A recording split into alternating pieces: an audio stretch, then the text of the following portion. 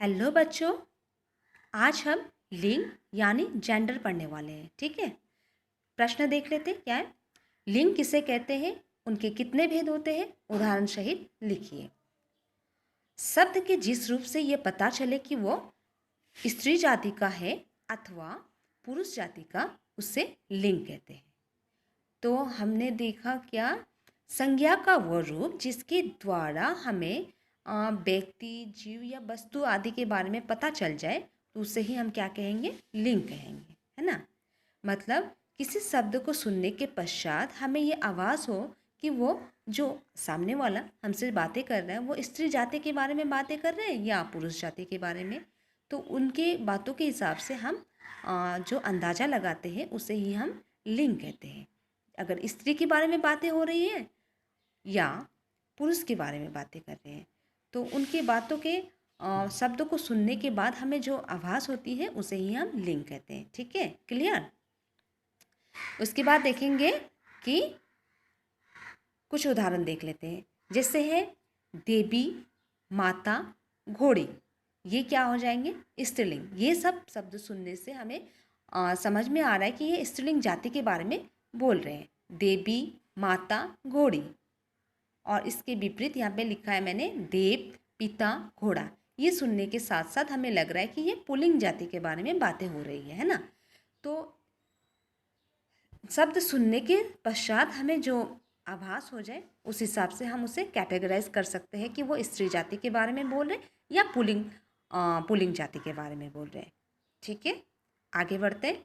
लिंग के भेद। लिंग के भेद कितने होते हैं बच्चों?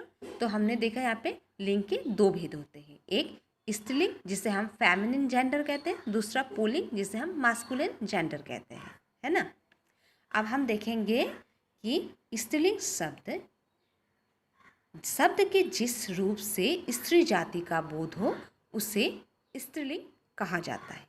जैसे बंदरिया, चूहिया, हथिनी, बालिका, देवरानी आदि। बच्चों यहाँ पे साफ साफ समझ में आ रहा है कि शब्द के जिस रूप से सुनने के पश्चात हमें यह आभास हो कि वो स्त्री जाति के बारे में बोला जा रहा है, तो उसे हम क्या कहेंगे, स्त्रीलिंग कहेंगे। जैसे बंदरिया, चूहिया, हथिनी, बालिका, देवरानी आदि। और पुल्लिंग देख लेते हैं। शब्द के जिस रूप से पुरुष जाति का बोध हो उसे पुल्लिंग कहा जाता है। यहाँ पे क्या बोला है, जिस शब्द को सुनने के पश्चात हमें यह एहसास हो कि यह पुल्लिंग जाति के बारे में बताया जा रहा है, बोला जा रहा है, तो वहाँ पे पुल्लिंग शब्द हो उसे हम पुल्लिंग कहते हैं। जैसे बंदर, चूहा, हाथी, बालक, देवर। बच्चों यहाँ पे ऊपर देखो, स्त्रीलिंग में मैंने क्या रखा था, बंदरिया, और पुल्लिंग में मैंने क्या रखा है, बंदर। फिर मैंने यहाँ पे चूहिया रखा था, यहाँ पे चूहा। हथिनी, हाथी। बालिका, बालक। देवरानी, देवर। तो ये जो हम चेंजिंग देख रहे हैं ना, स्त्रीलिंग के लिए कैसा लिखा जाता है और पुल्लिंग के लिए कैसा लिखा जाता है, ये एक जाति विशेष के बारे में समझाया जा रहा है। स्त्रीलिंग के लिए मैंने ये सब कुछ लिखा और पुल्लिंग के लिए यहाँ पे लिखा है, आपको बता दी मैं। बंदरिया स्त्रीलिंग के लिए और पुल्लिंग के लिए बंदर। चूहिया स्त्रीलिंग के लिए और चूहा पुल्लिंग के लिए। हथिनी स्त्रीलिंग के लिए, हाथी पुल्लिंग के लिए। बालिका स्त्रीलिंग के लिए, बालक पुल्लिंग के लिए। देवरानी स्त्रीलिंग के लिए, देवर पुल्लिंग के लिए। ठीक है, अब देखिए बच्चों, कुछ ऐसे शब्द होते हैं जो हमेशा हमेशा सदा के लिए पुल्लिंग कैटेगरी में रखे जाते हैं, है ना। तो कौन से शब्द होते हैं देख लेते हैं। जैसे हुआ बाज। बाज जो चिड़िया है ना, उसको हम हमेशा पुल्लिंग कैटेगरी में रखते हैं। चीता पुल्लिंग है, मच्छर पुल्लिंग है, उल्लू पुल्लिंग है, कछुआ पुल्लिंग है, खटमल पुल्लिंग है, खरगोश पुल्लिंग है, बिच्छू पुल्लिंग है आदि। लेकिन इनका स्त्रीलिंग बनाने के लिए हम मादा शब्द जोड़ देते हैं। कैसे, देख लीजिए।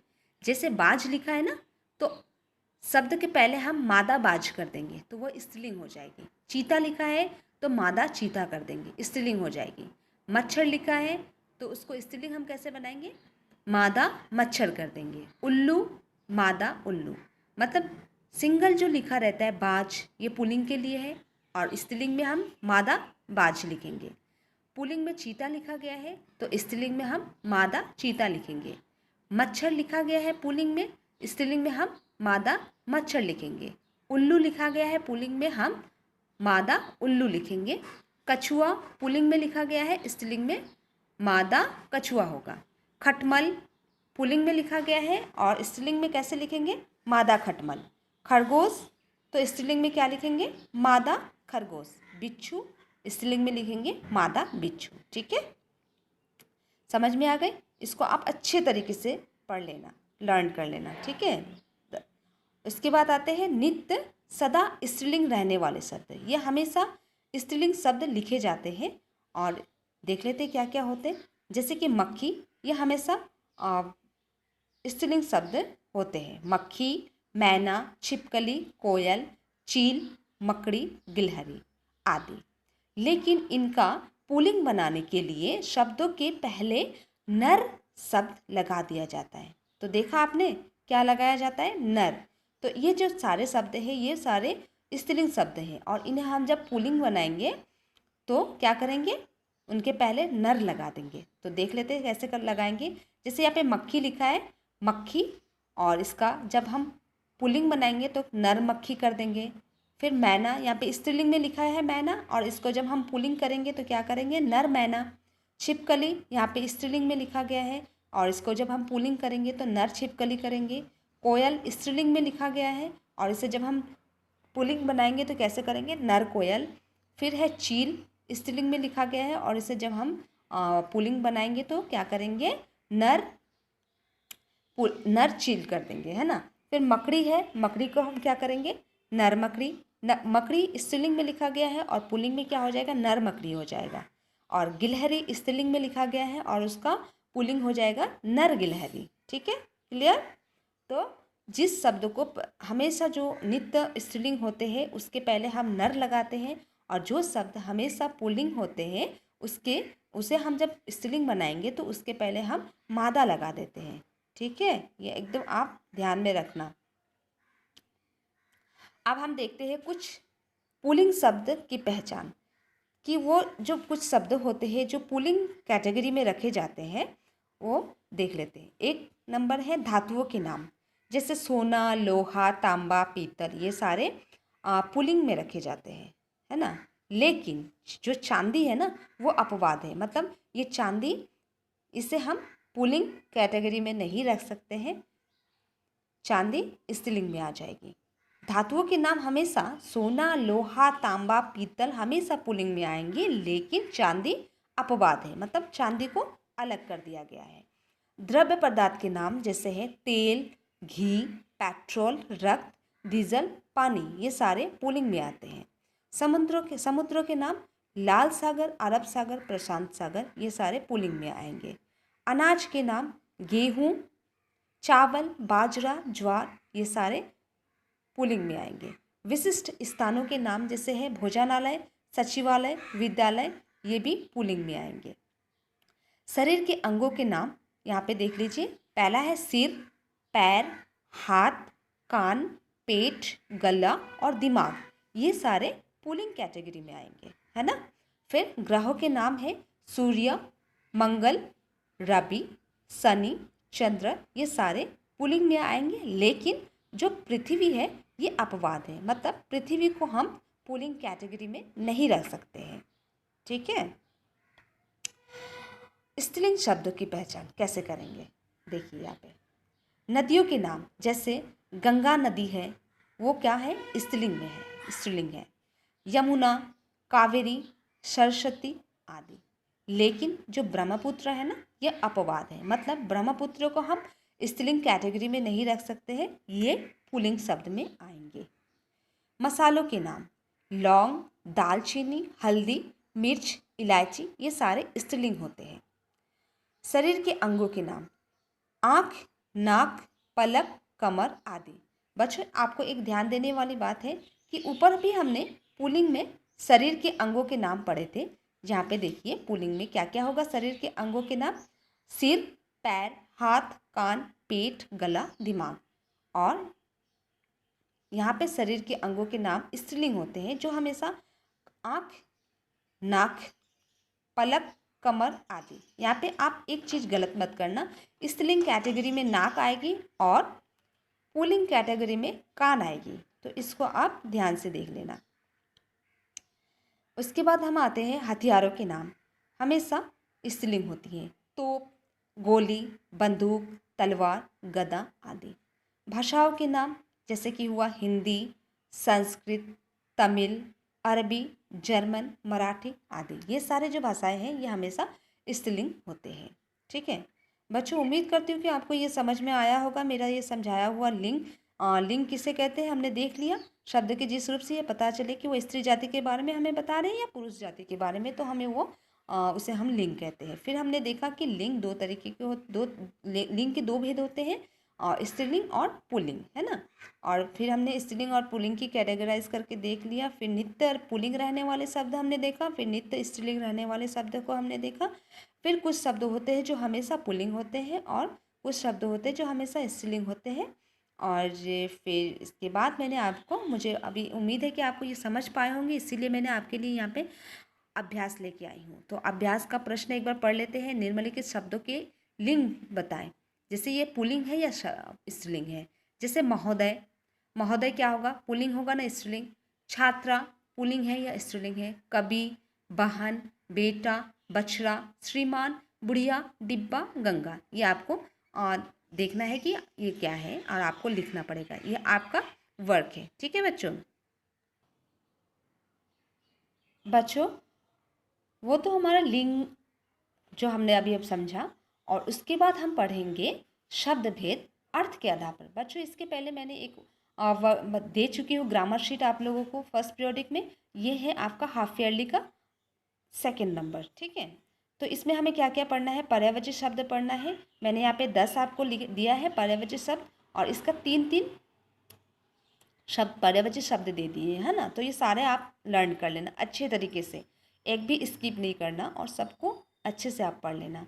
फिर विलोम शब्द है यहाँ पे ऑपोजिट वाले, यहाँ पे देखना, यहाँ पे मैंने इसको 10 दिया है, आप 10 को आराम से अच्छे से पढ़ लेना। कैटेगराइज किया हुआ है, जैसे कि है जड़ तो चेतन होगा, हिंसा अहिंसा, खूबसूरत बदसूरत, तम प्रकाश, शुरू कम ज़्यादा, उच्च निम्न, और महात्मा दुरात्मा, अमीरी गरीबी, मित्र शत्रु। इसी तरीके से अनेक शब्दों के लिए एक शब्द दिया गया है। जो कभी ना बूढ़ा हो, जो कभी बूढ़ा ना हो उसे हम क्या कहते हैं, अजर कहते हैं। बहुत बोलने वाला वाचाल, जिसका अंत ना हो अनंत, जो कभी ना मरे अमर, जो दिखाई ना दे अदृश्य, साथ पढ़ने वाला सहपाठी, जो पहले पैदा हुआ हो अग्रज, जो बाद में पैदा हुआ हो अनुज, जो जीता ना जा सके अजय, जिसका पार ना हो अपार। उसके बाद हमने यहाँ पे मुहावरे रखा है, जैसे कि घाव हरा होना, इसका अर्थ भी मैंने यहाँ पे लिखा है, भूला दुख याद आना। फिर उसके बाद सेंटेंस हमने यहाँ पे आप लोगों के लिए रेडी कर दी हूँ मैं। आप इसको आप अच्छे तरीके से देखना, लर्न करना है। यहाँ पे हमने आपको 10 दिया है। ठीक है, एक बार मैं देख देती हूँ। एक नंबर मैंने दिया है घाव हरा होना, दूसरा है घुटने टेकना, तीसरा है चिराग लेकर ढूंढना, चौथा है डंका बजाना, पांचवा है खून के आंसू रोना, छठा है गुदरी का लाल, मतलब साधारण घर में जन्मा प्रतिभाशाली व्यक्ति, उसे हम क्या बोलते हैं, गुदरी का लाल। जैसे यहाँ पे मैं एक उदाहरण दे देती हूँ, ईश्वर चंद्र विद्यासागर तो गुदरी के लाल थे, मतलब साधारण घर में जन्मे प्रतिभाशाली व्यक्ति थे। आगे बढ़ते हैं, जान में जान आना। फिर है टस से मस ना होना।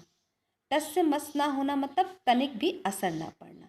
राक्षसों ने सारा जोर लगा दिया मगर वे अंगद के पैरों को टस से मस ना कर पाए। उसके बाद है चादर के बाहर पैर पसारना, मतलब आय से अधिक व्यय करना। बच्चों जो जो हार्ड लग रहा है उसी में एक्सप्लेन कर रही हूँ आपके पास, जिससे आपको समझ में आ जाए। मतलब सुधर गृहिणी चादर के बाहर पैर नहीं पसारती, सोच समझकर पैसे को खर्च करती है। ठीक है, चादर से बाहर पैर पसारना। उसके बाद है गागर में सागर भरना, थोड़े शब्द में बहुत कुछ कहना। इस कविता में कवि ने गागर में सागर भर दिया है। 2 पंक्तियों में इतना गहरा अर्थ है कि विश्वास नहीं होता। ठीक है, तो यहाँ पे 10 मैंने मुहावरे दिया है। इसके पहले भी पिछले वीडियो में आपका 10 पिछले पीडीएफ, इसका पीडीएफ आपको मिल चुकी होगी अब तक पिछले वाले। वहाँ पे 10, यहाँ पे 10, 20। तो आपको हाफ ईयरली के लिए 20 को तैयार करना है मुहावरे, और 20 अनेक शब्दों के लिए एक शब्द है, मतलब यहाँ पे 10 और वहाँ पे 10 है ना। विलोम शब्द यहाँ पे 10, वहाँ पे 10। इसके बाद आता है पर्यायवाची शब्द, फर्स्ट पीरियोडिक में 10 और यहाँ पे 10, इसका 20 हो गया। तो इनको आप अच्छे से लर्न करो। लर्न करने के बाद आप उसे लिखो, जितना हो सके उसको प्रैक्टिस करो, लिखो, बार बार लिखो बच्चों, लिखो। ठीक है। और अगर वीडियो समझ में ना आए आपको, मैं बार बार यही बात बताती हूँ कि आपको मेरी कोई सी भी वीडियो अगर समझ में नहीं आ रही है तो आप उसे 1 बार 2 बार 3 बार देखो। बच्चों जितना आप देखोगे ना उतना आपका क्लियर हो जाएगा। चैप्टर को समझने में, व्याकरण को समझने में आपको उतना ही क्लियर हो जाएगा। तो उम्मीद करती हूँ कि मेरा ये समझाया हुआ शब्द भेद जो है ये आपको समझ में आई होगी, और लिंग भी, और जो कैटेगराइज करके हमने स्त्रीलिंग और पुल्लिंग के बारे में देखा वो भी आपको समझ में आई होगी। तो तब तक के लिए बच्चों धन्यवाद।